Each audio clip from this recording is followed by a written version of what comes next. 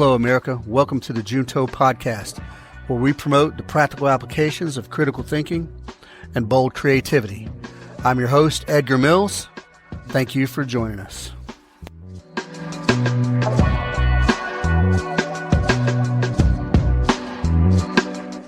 Hello, good people. Welcome back to the Junto Podcast. This is episode 45. I appreciate you guys for staying with me. I appreciate the feedback that I get from you guys. So, thank you very much. So today's episode is a touchy one, but it's one that persists. It's around. It's out there. You know somebody. You've worked with somebody. You may have been the guy. But we're going to talk about the effects of alcoholism. And, well, the effects for sure on young families especially, and on you as an individual, and how we can help other people try to defeat it. It's a problem, and it's an accepted problem, and it's a glorified problem. And booze, unlike drugs, booze are glorified. They're just universally accepted as correct and normal. And there's bars all over the place. Every restaurant sell booze. I myself enjoyed having a cold Guinness with my mates at the pub.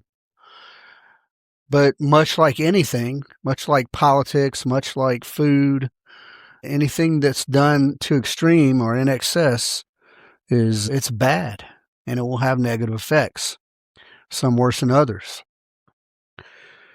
So alcoholism, right? If you're a young guy, youngish, right, in your 20s, 30s, even if you're in your 40s, man. Now, if you're still boozing in your 40s, there's some issues that need to be addressed probably, but it creates. I'm not talking about your social drinker. No, I was talking about, it's glorified and going out to the pub and this and that and being social, but in moderation, right? It's okay to go out and have a drink with your mates, but what if you're at home drinking alone, in the middle of the day to try, for whatever reason, right? That's a big problem. And it just, all it does is create, it's a touch point for other problems. If have a young family, you have to know that children of alcoholics are something like 4 or 5 times more likely to become alcoholics. You are more likely to be divorced or get divorced. You are more likely to cave into domestic violence. You are more likely to spend and waste money on unimportant things. But let's talk about, more importantly though, let's touch on the effects on your kids, man. Kids aren't stupid. And just because you make them go to their bedroom and close the door, don't mean they don't hear things. Don't mean they don't know what's going on. And it creates an anxiety in those kids, and it puts them in a different frame of mind where they're looking for some kind of mental escape or even physical escape, or they're seeing a behavior that, as far as they know, is normal and correct. So they think that, well, this is the way it is. It's okay. And it's not. And if you're a parent and you're at home drinking, drunk, and you're not present with your kids and your wife, I mean, it can go from, I was tired from work, to like, you got to start answering questions at some point. And then you're blacked out in your bed, and then you rage because somebody wants you to get up and participate in life. And then you create a scene in the house, and it scares the kids, disappoints your wife, etc. And it just crushes, destroys the family dynamic. That happens. And look, folks, I'm not speaking about alcoholism from a necessarily judgmental position. I myself have in my younger years, found myself awakened, laying face down in a gravel parking lot in a pool of vomit with the sun shining down on my face and my head throbbing. Yeah, it's a ridiculous scene, but it's a ridiculous thing to get to that point. But I know what it's like. I understand. The question is not, well, does it have bad effects on the family? We all know that, right? Everyone knows that. It has negative effects on well, just your marriage in general. It has negative effects on your relationship, your ability to hold a relationship with anyone, but especially even your kids. It can lead to, well, infidelity. Yeah. It can lead to domestic violence. Yeah. Because you don't have control of your own mind, and then you take it to that next level. That's not okay, folks, and under any circumstance. It creates stress. It can create financial instability, and ultimately it can create divorce and loss of your family and your kids, and even more so, ultimately, loss of life. If you continue to drink, it will lead to an incident sooner or later. Statistics don't lie. And if you're out there and you think you're above the statistics, you're not. The best way not to be a statistic is not to partake if you have a problem. Now, why would somebody have a problem? Hey, sometimes I'm told it could be hereditary. It's in your genes. I'm told sometimes. And some people just have impulse control issues, and it feels good. You drink to a point to where you get a buzz, and everything feels real good. But you don't have a regulator on it, right? And then so you get your buzz, and it feels so good that you want to keep it going. Then you drink yourself into a blackout. Next thing you know, you think everybody's plotting on you, and you want to fight and whatnot. You're no longer in control of yourself. And for some people, maybe that's where they don't want to be in control. They want to be in a position where they don't have to be in control. Maybe. I guess that's possible. I don't like that state of being. I absolutely want to be in control. I'm a control freak. I have a problem with control these days. I need it. So, yeah, we know that it's bad. The extreme results are bad. We know that. But why does it slip into like full-blown alcoholism? Now, obviously my experience comes from like soldiers and first responders and that kind of stuff. And these people have seen or continue to see gruesome things that that you shouldn't have to see, but it's out there and it happens. And somebody has to deal with it. And usually that's, well, first responders in this case, or soldiers in the case of war. I've seen some things in combat that I never want to see again, ever. And if my wife had to see some of those things, I would feel horrible, absolutely horrible about it.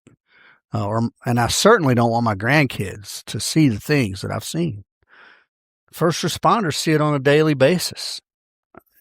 People, cops especially probably see some. There was a video I just shared on Instagram, and I don't know where it originated, but a dad was holding his 3-year-old with a gun to his head, and he came out of an apartment, and the cops approached, and they were screaming at the guy to stop, and he didn't stop. And for whatever reason, the cops decided to shoot the guy. Well, the 3-year-old got shot as well. Now, I think the dad pulled the trigger, and I think the cops also shot the kid. That was a video. I put that out. It wasn't you could see the incident, but it was from like a badge cam or a chest camera or whatever the cops have on. So you didn't get the graphic details, but can you imagine can you imagine being the cop that shot the kid? Oh my God. I mean, if you're going to turn to alcoholism, I guess that would be it, right? That would be the time. There's gruesome stuff out there, folks. And there's a lot of guys out there, women, men and women in the first responders have PTSD. Something like 30% have PTSD, and I've got my own issues with PTSD. I'm not saying I have PTSD. I'm saying I have my own feelings about the label, and I guess different people process things in different ways. So I don't really know how to address that. But what I do know is that just being a tough guy and manning up don't always help you with that. And if to man up means you got to go pound beers in order to kill the feelings, then that's wrong. That's the wrong answer. If you need to go pound beers to kill the feelings and use that numbness as some kind of shield against the pain. So it's a method to deal with it. It's just a very bad method. And it has effects that are beyond you. It affects people beyond you. It's sneaky alcoholism. Because, maybe even as a teenager, I know when I was young, there was parties on the weekends, high school, whose ever parents were out of town. When somebody always knew had a brother or somebody who was 21 who would go buy, a keg for the party. And so whose ever parents were out of town, that's where the party would be. And, you got a bunch of teenagers drinking. And that's a social thing, and it's kind of fun. But even then, you can probably remember back to then. You can probably remember that one guy that always took it too far. Yeah, you can probably remember that one guy. But as an adult, right, as a grown person with responsibilities, and you're drinking alone at home in the middle of the day, trying to numb your feelings. And you don't want to talk to anybody because either you don't want to burden them or you don't think that they can take what you're dishing out, that it's just too much for them or whatever. So you start to drink. And then as you start to drink, it builds this like an internal loneliness, right? You're with somebody. You might even be in the same room with your wife or your kids, but you feel lonely because you're not sharing all of yourself.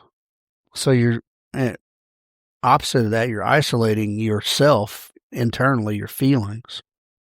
And so that loneliness, even you're dulling that a little bit, but all it's doing is digging deeper into you. And then you're distant. Or if you get drunk to a point to where you start becoming belligerent even. So putting yourself in an own self-imposed lockdown with booze and not talking to your family that's not sparing your family any pain. That's just creating a different kind of pain. And then any genuine connection and closeness that you have, you're undermining that. And your kids feel it. Believe me, they do. Your kids feel that. Your wife feels that. And here's the thing, man.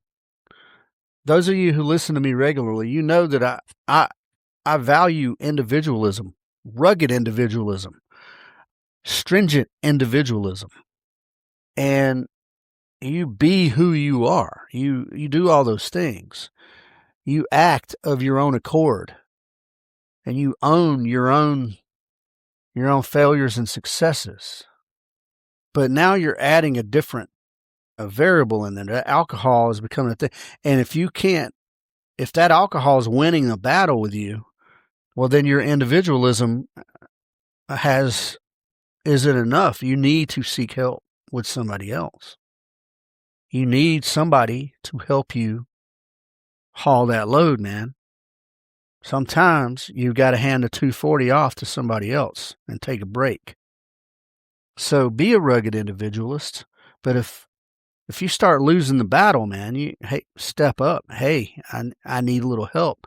Whether it's a trusted homie, whether it's a therapist, or whether you trust your wife enough to be honest with her. Do you trust your wife enough to be honest with her?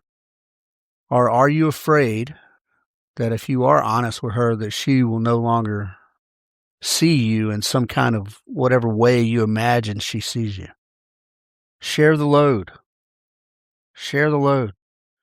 Because this is not one that you just, okay, well, I'm just going to fight through it. It's going to, well, statistically, it's going to win. Because once the alcohol is in your brain, you no longer have control over yourself. It's no longer you anymore.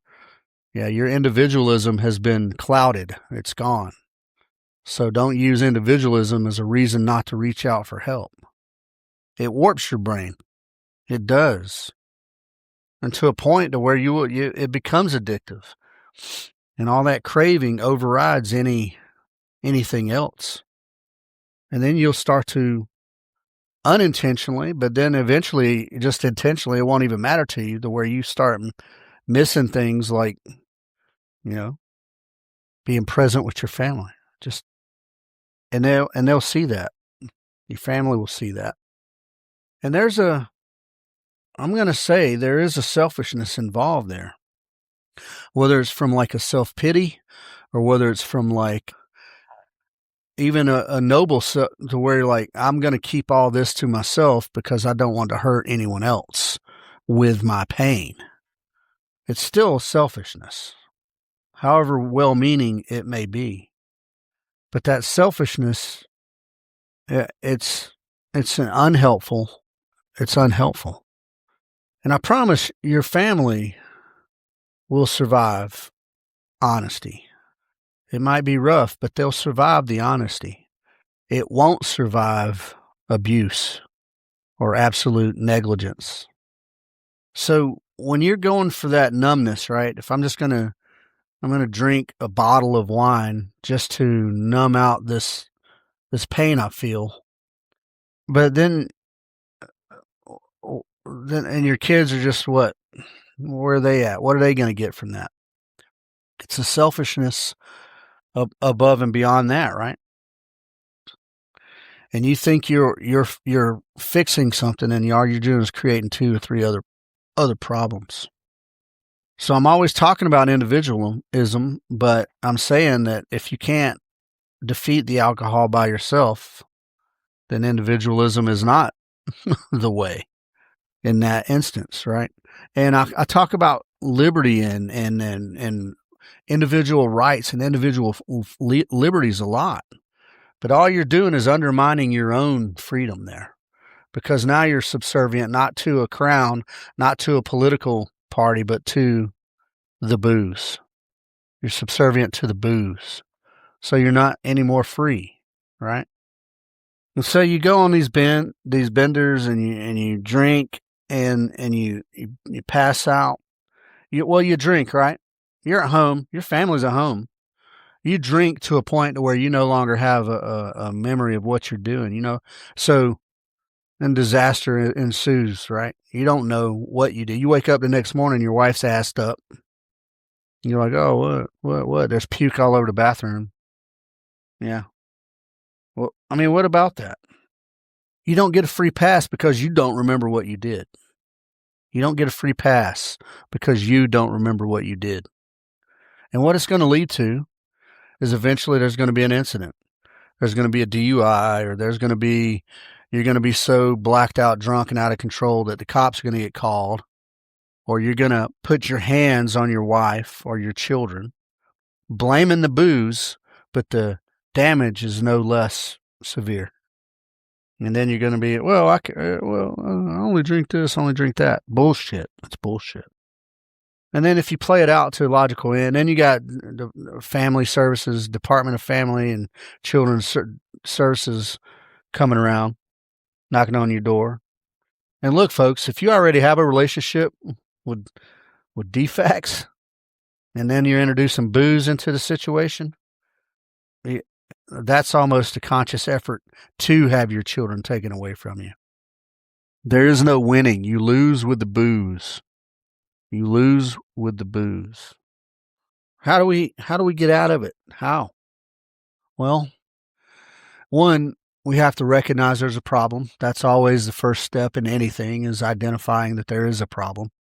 And if you can't identify if you refuse to acknowledge that there's a problem, then you're just being disingenuous, either willfully ignorant or just ignorant. You can't outrun statistics. You cannot be a statistic. But if you're doing all those things, you're going to be a statistic. You have to identify that there's a problem. You have to look at the signs. And you have to have some small level of discipline, but yeah, you have to want to quit, right? That's just it. Identify the problem, then understand the potential outcomes of this problem, and then make your mind up that, like, this is not going to be the problem in my life. Just look at the situation objectively. If you're drinking alone in the middle of the day, that's a sign, that's a problem. If you're driving home from work and all you're thinking about is stopping to get a bottle of booze, that's a problem. If you're getting ready to go to a function with your family and you're shaky because you don't want to go to this function, so you want to go hit some booze before you go, that's a problem. And look at those things. Do those things exist in your life? If they do, yeah, you got a problem. Think to yourself, what would a typical rational medical professional, therapist, look at what I'm doing and think that, yes, this person is an alcoholic? If so, that's not a conspiracy. They're not out to get you. If you're doing things, yeah.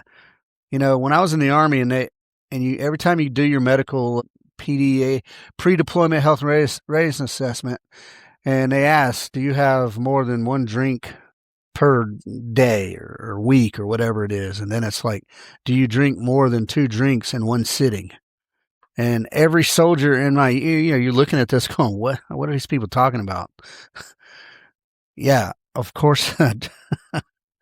But you always put the right answer though, right? You don't put, yeah, I drink, 8 Guinness in one sitting every weekend. Some people through the week, right? I was never much of a through the week drinker, but sometimes, especially when I was in Korea, holy cow, I was probably, and I'm not saying this because I'm proud of it. I'm just telling you, I have been through some good and bad for sure, but, and it's a slight exaggeration, but I mean, I was probably drunk as much in Korea as I wasn't. I did a lot of drinking. It was too easy to do. It was ridiculous. It was, anyway, where are we at? Spot the problem, identify it, and then resolve, like, are you going to just let this ruin your life? Understand that it will. And then go, okay, all right. And then realize, man, that you're carrying that heavy ruck and you're carrying that 240, right? And you're like, okay, I need to pass this 240 off for a little while. You're not quitting. You're just getting a little help, all right? Just lightening the load just a little bit. Lightening the load a little bit. And let people help you who love you. There are people that love you, whether you think there are or not. Let them help you. Get past the, like, oh, he's just gonna slam me. Just get past that. All right, get past that superficial stuff, and then just accept the real help. Right, accept it. And then once you've accepted that, okay, I could use some help. Now, if you know somebody doing, just help them without pushing, right? You don't push, because that'll create a resistance. That's the way the American man is. If you push them, they will resist. So just show them paths. Yeah, just show them paths, and then help them and help guide them through. And if you're a spouse of one of these people with a problem, you have to not only set realistic boundaries, but you have to adhere to those boundaries. And if the boundary is, hey, there's no booze in the house, then that's the way it is. Yep, that's the way it is. No booze in the house, period. And then every so often you go out to eat And instead of getting booze, you just get sweet tea and be done with it. An alcoholic, generally speaking, good people, cannot have any alcohol, period. That's it. That's it. I'm sure there's some people out there that have defeated the problem and now they can drink one or two and be responsible and all that. That's probably the case. That's probably okay. But yeah, man, it's too easy to slip. So if you're a spouse, not only do you need to set these lines, these and these rules that you both have to adhere to, but you also have to be accountable to them. And as a spouse, you have to hold yourself as accountable and as responsible as you do your alcoholic spouse. Yeah. There's a whole lot of responsibility, and then helping a person get over a strong problem like that, helping them regain their individual accountability and responsibility is a big responsibility in itself. But if you're not willing to partner in that, then, I mean, how much are you invested? You know, you need to be willing to partner in that. And if you're dealing with these people who have these problems, if it's your husband or your spouse or your wife or whoever, or your son or daughter, be empathetic. You know, I used to have a problem with that. I used to be very harsh, judgmental wise. But be empathetic. That will drop the defense mechanism, right? And that'll allow them to open up a little more. And being empathetic and then just helping to guide as opposed to direct will probably help a lot with that. And then, look, most problems can be logically solved. I can sit down and go and logically say, look, if you continue to drink, this is likely to happen. This is likely to happen. And here's going to be the end result. Well, for some people, that's just whatever, that they may or may not believe it. But you also have to mix in a little bit of faith. And yeah, I'm always going to go back to faith and go back to, what would Jesus do, right? That's to understand that there is a responsibility to be good. And if it's not to yourself, if you don't care about yourself enough to be good, you need to be responsible and care enough about your family to be good. And that's got to be good enough.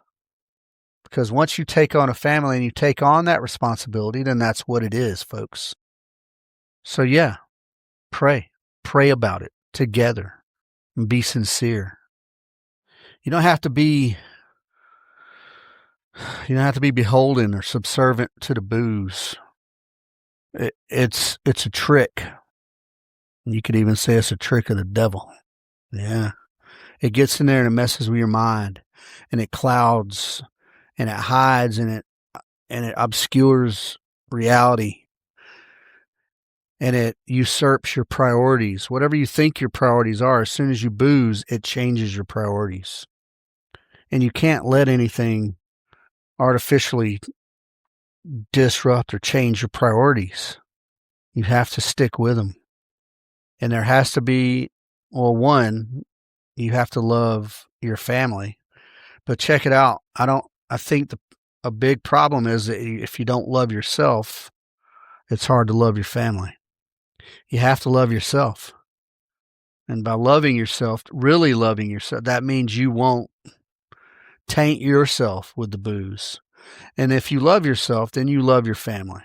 And you don't want to taint your family with the booze. So you got to have that love. And then there's got to be some reasonable rules, some guidelines, some reasonable things that, like, okay, I mean practical things like, okay, there's no booze in the house. Even if you still want to have a drink at dinner, as long as you're not the driver, right? But have some rules that are tangent, like, okay, no booze in the house, period. Or no booze while I'm doing this, or no booze while I'm doing that. And slowly but surely phase it out. And then as someone who is helping with this alcoholism, your spouse or your brother or your whoever. Have a little bit of grace and a little bit and empathy. Even if you've never been in that situation, still you can be like, look, I can see your pain. Let me help you. Don't just be judgmental. And then just be straight and just be honest. Don't be an enabler. Don't be an enabler. Always speak honestly and directly, always, about the problem. Don't give them an opportunity to dance around, and using semantics, right? Just, oh, well, I only drink this much. Or I only do it whenever this or that or the other. That's just, it's reasons, right? It's excuse. Why do I drink? Well, the reason why I drink is, but that doesn't make it okay just because there's a reason. But making an excuse for your drinking to try to say, well, yeah, here's why I drink and here's why I should be able to drink. That's the problem. So understand that excuses are separate from reasons. They're different. And you can have a reason why. There's several reasons why. But you don't have any excuse why. It's not to be excused. If your boozing leads down the road to neglecting your family, or it leads down the road to domestic abuse, and I mean physical hands-on abuse, there is no excuse. You can give me all the reasons in the world, and we'll process those reasons, but you can't give me any damn excuse. So look, are you out there? Are you a drinker? Have you had problems from it before? Do you think you drink like at a level that, well, but it's okay? No, it doesn't affect anyone. I mean, that may or may not be true. I don't know. Chances are, if you got children in your life, it's bad, whatever it is. Chances are it's bad. Are you living with someone who is an alcoholic, who has a problem? I don't know, man. And if so, how do you deal with that? Are you trying to help solve the problem, or does it just create a fight, or violence or abandonment, like they disappear for several days? I don't know, man. But if you handle it correctly, you might be able to you might be the one to break through their wall of clouded mental state, their darkness that's clouded with alcohol. You might be able to break in there. Maybe if you change your approach, maybe if you swallow your pride a little bit and figure out how you can, I don't know, man, very diplomatically help, right?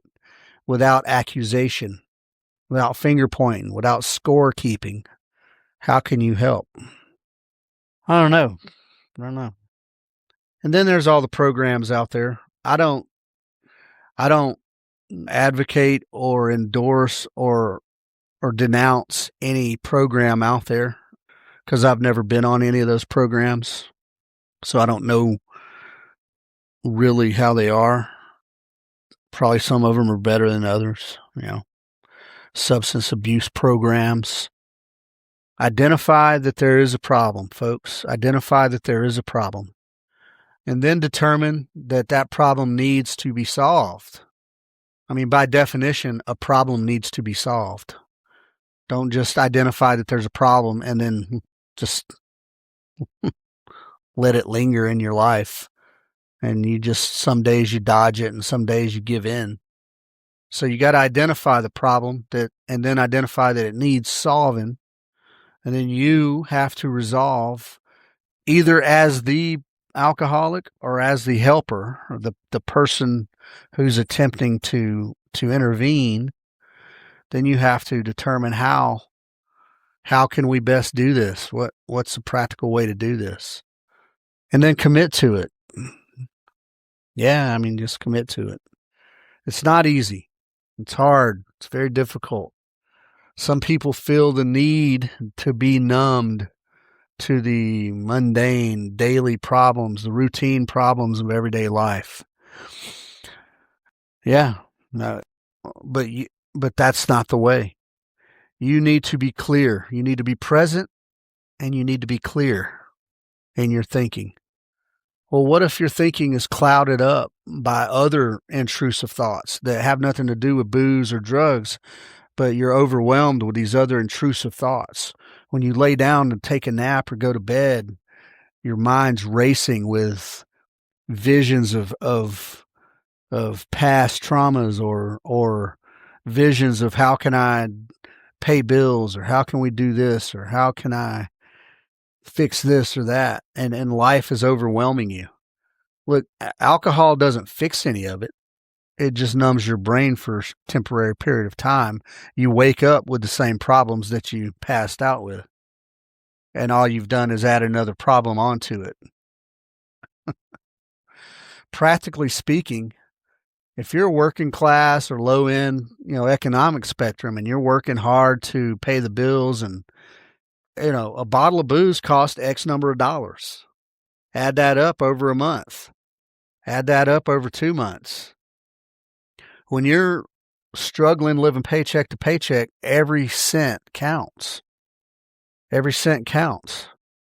So if every dollar being spent is not on something beneficial for the family, i.e. milk and eggs, then it, just in an absolute practical sense, then don't spend it on the booze, because the booze don't help the family. The booze don't help anything. Yeah. Look at your bank statement. Print it off and do a little exercise. If you're a paycheck to paycheck type and you don't keep a meticulous budget, print off your bank statement and go down and look at every dollar spent. Now, you're going to have gas on there for your car. Nothing you can do about it.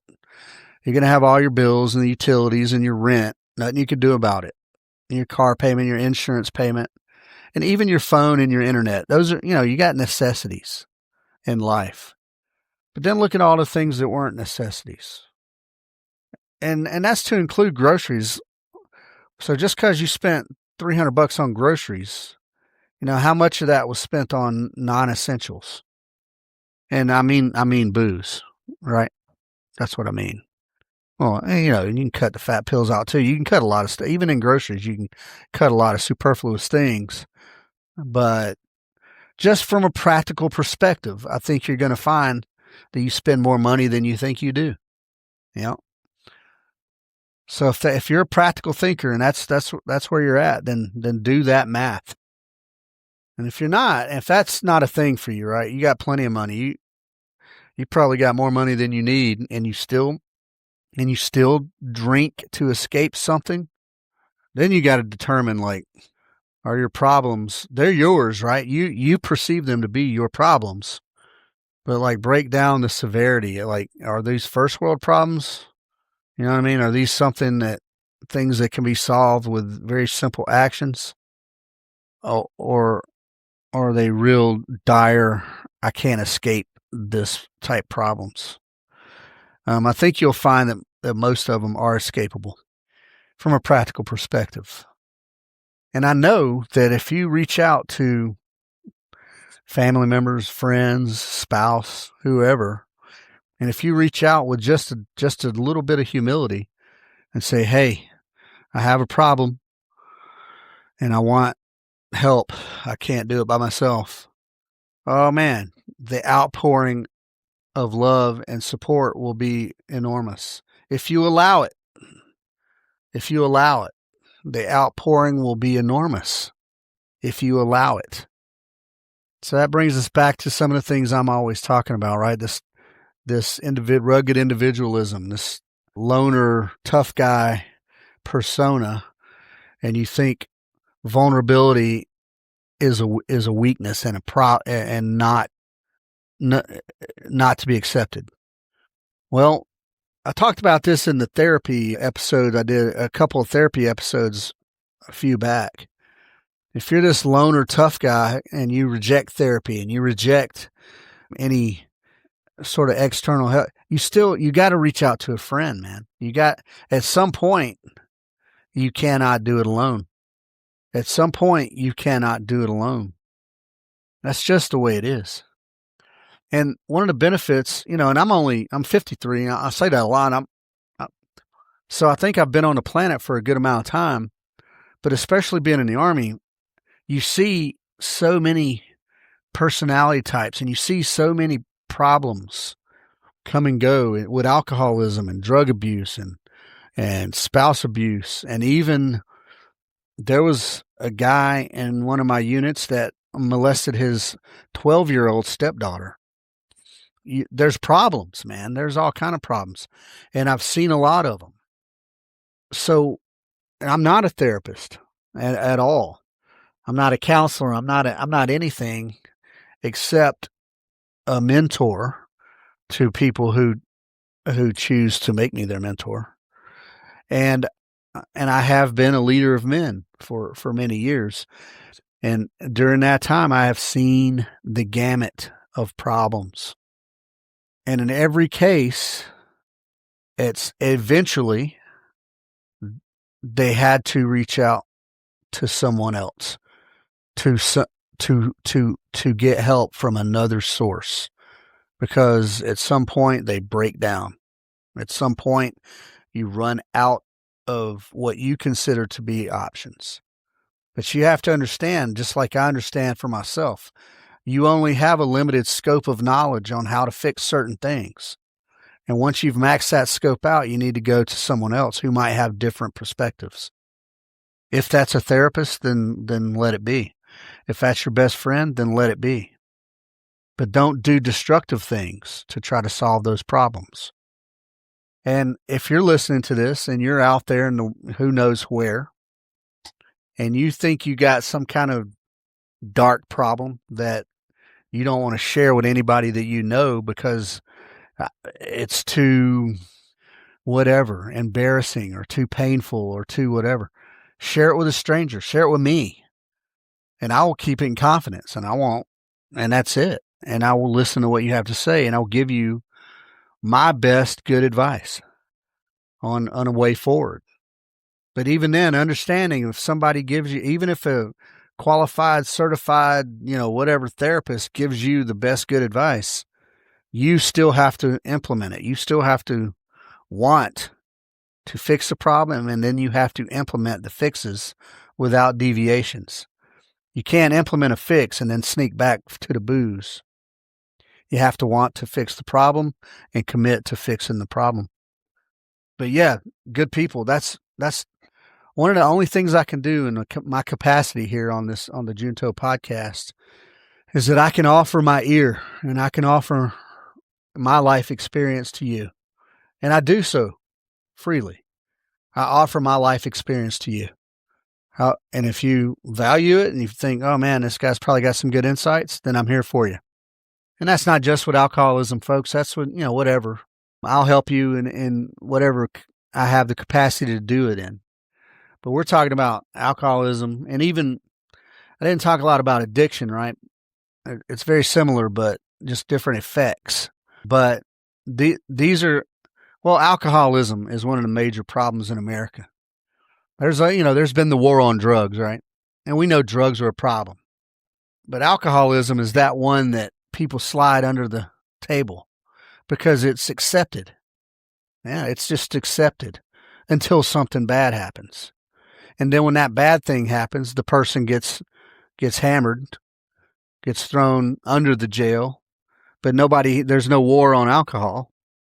And it's strange, right? If a person is drunk driving, kills someone, goes to jail, nobody says anything about banning booze or banning automobiles. And then in contrast, somebody goes and shoots somebody and everybody wants to ban guns. It's bizarre. So yeah, alcohol is just an accepted evil in society. Yeah, because booze has been around as long as mankind has been around, just about, I guess. Since they figured they could ferment grapes, there's been booze. So it's accepted in a societal way. And, is that good? Is that sad? Is that good, bad? Who knows, man? The social lubricant. Booze are the social lubricant. It's accepted. So what that means to a person with a problem is that You're fighting sort of two battles, your own addiction and then society's view of like, oh, alcohol, oh man, you just got to control your drinking. Well, for some people, it's all or nothing. Yep. And that's sad, but that's the way it is. If you can't drink lightly and socially and not need it and not succumb to it, then don't drink at all. That's sort of a point blank way of putting it, but that's the ultimate goal, I think. Anyway, it ain't just about handling your booze. So yeah, if you can't drink, don't drink. Don't drink. Don't add that problem to your life. Don't add that problem to your children who don't yet have problems. You know, they're dealing with their own little problems at school, right? You know, they go through these different phases, especially in public school, where there's cliques and there's little rich kids and then poor kids and then there's angry kids and violent kids and then you got all the pretty little cheerleader girls and then you got the bullies and they're all trying to hide something or they're all trying to look and act a certain way to be liked or to be popular or whatever. Your kids have got so many other freaking problems to deal with. And you don't remember them maybe. Maybe you forgot about them. Or maybe as you grew up, you're like, oh, those aren't really problems. Those are just small change problems. Well, in their lives, they're big problems. So the last thing they need is a parent at home passed out and vomit. Because that's just going to create a cycle. Man, I'm just, you know what? I offer some solutions. Yeah, reach out, folks. Reach out. Reach out to me. Reach out to your best friend. Reach out to your spouse. Reach out to your preacher. Reach out to someone and dump all your garbage, all your suppressed, pent up, horrible things. Dump it all. Get another perspective so that you can live truly freely, so you can be free from those alcohol chains, those be free from that so that you can truly be free. Because no matter what the government's doing, a free mind you're free. You have clarity and decision-making autonomy. And when you have booze in your system, you don't have that. So if not for your family, if not for your own health, do it for your own freedom. All right, good people. Do reach out. thejutopodcast.com. Go to the Contact Us section. Everything that goes on between me and you will be strictly confidential, and that is all. I love you, good people. Do good. Be good. Reach out if you need it.